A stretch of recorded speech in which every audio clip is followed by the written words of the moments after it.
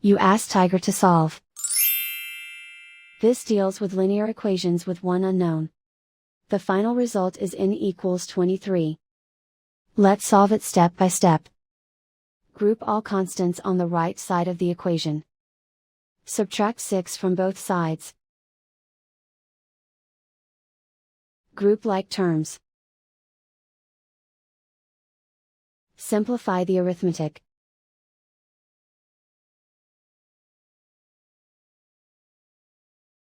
Convert the s into a positive number. Multiply both sides by -1.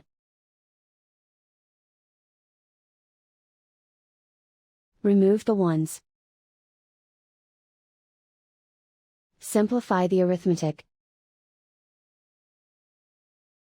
And so the final result is n equals 23.